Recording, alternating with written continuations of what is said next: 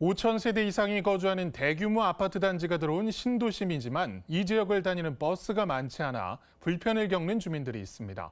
어떤 사연인지 자세히 알아보겠습니다. 자, 최영 기자, 어떤 곳인지 소개를 해주시죠. 네, 제가 다녀온 곳은 충남 아산시의 둔포면이라는 곳입니다. 이 둔포 전체에는 2만 5천 명이 거주하고 있는데요. 면 소재지 중에서는 규모가 있는 행정구역이죠.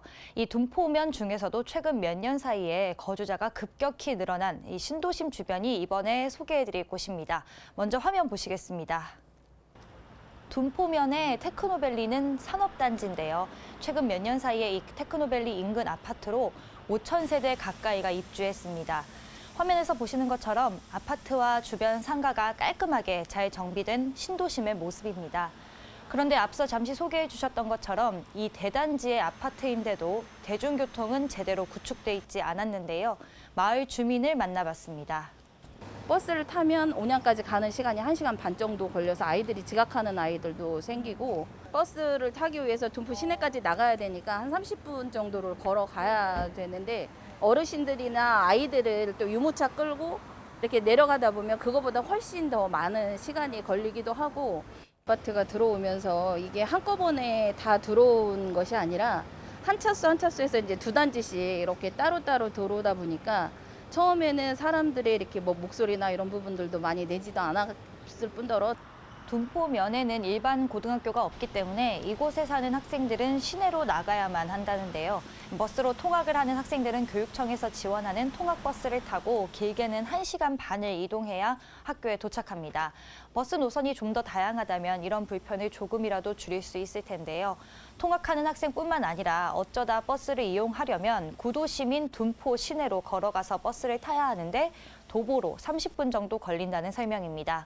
이렇게 불편한 상황이지만 버스 노선은 기존의 둔포면 구도심을 중심으로만 편성이 돼 있고, 기존 노선이 변경되거나 또는 새로운 노선이 신설되기 이전에 신도심에 많은 입주자가 생기면서 이 같은 문제가 발생한 건데요. 담당 공무원 설명 들어보시겠습니다.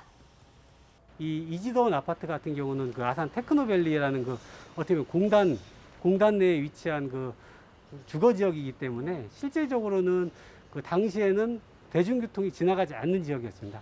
근데 이 이지도원이라는 대규모 그 주택 단지가 들어서면서 지금 사실 대중교통이 들어오기도 전에 이미 입주가 완료됐기 때문에 사실 이쪽으로 가는 버스는 많지가 않습니다. 구도심에 다니는 버스들을 다시 신도시인 이쪽 그 테크노밸리 쪽으로 노선을 변경하기에는 기존의 구도심에 사시는 분들이 불편을 겪기 때문에 노선 변경은 사실 불가했습니다. 네, 저희 개선문에서 이 버스 노선이 없어서 불편을 겪는 마을 사례 몇 차례 취재를 갔었잖아요. 기억하시죠? 네, 그렇죠. 저희가 오지 노선을 개통해서 네. 마을 주민분들의 편의를 높인 사례 몇 차례 소개를 해드린 기억이 있거든요. 네, 그렇습니다. 그런데 이번에 간 곳은요, 이 아파트 단지에 버스 노선이 없다는 불편뿐만 아니라 또 다른 측면의 문제도 있었습니다. 계속해서 화면 보시겠습니다. 가깝지도 멀지도 참 애매한 거리에 있었어요.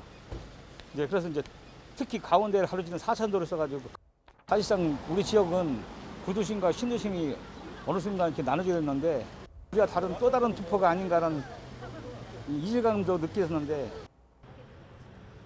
네, 구도심에 거주하는 분을 만나봤습니다. 이분 말씀대로 기존의 둔포 구도심과 또 새로 생긴 신도심 간의 괴리로 인해서 불편함을 느낀다는 의견을 주셨습니다.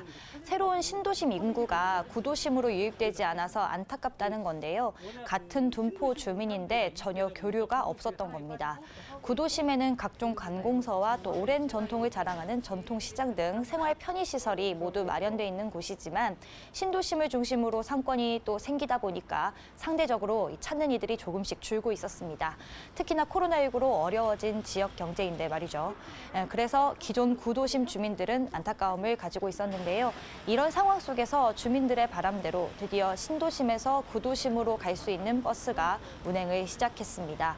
물론 순환버스라고 해서 자주 다니거나 또 노선이 다양한 건 아닌데요. 하루에 19차례 운행을 하고 또 먼 도시로 가는 게 아니고 구도심까지 연결하는 순환버스 버스입니다. 하지만 신도심 주민들이 구도심으로 가서 기존 노선으로 버스 환승을 하는 체계가 마련됨으로써 자연스럽게 구도심으로의 유입이 기대되고 있는 건데요. 이 신도심 주민들의 대중교통 불편을 해소하고 또 구도심 주민들에게도 새로운 인구 유입을 기대할 수 있는 발판이 마련된 겁니다. 이 버스가 양쪽을 이어주는 아주 훌륭한 가교 역할을 하는 것 같아서 너무 좋습니다. 아주 뜻하지 않게 선물 받은 같은 그 버스가 운행이 돼서 굉장히 좋게 생각합니다. 편하고 좋네요. 볼일을 보려면 한참 나와야 되는데 택시가 콜이 안 되더라고요. 그래서 예전에는 버스가 없었는데 그래도 버스 생기니까 나오기 좋네요. 네, 하지만 여전히 갈 길은 남아 있습니다. 우선 순환버스가 오전 이른 시간에는 다니지 않고 또 배차 간격도 대략 1시간 정도로 긴 편입니다. 따라서 주민들의 편의를 위해서 한 발 한 발 더 나아가야 할 텐데요. 아산시는 편의를 향상시키는 한편 향후 어르신들의 대중교통비 지원과 함께 어린이와 또 청소년의 무료 대중교통 이용 정책을 추진할 계획이라고 합니다. 내년부터 어린이를 시작으로 연령별로 지원 범위를 확대하고 2024년까지 어린이, 청소년 대중교통 무료 정책을 도입한다는 걸 마무리할 계획인데요. 이를 위해서 순환버스 노선 등 대중교통의 기반을 더욱 탄탄히 한다는 방침입니다. 담당 공무원 설명 직접 들어보시죠.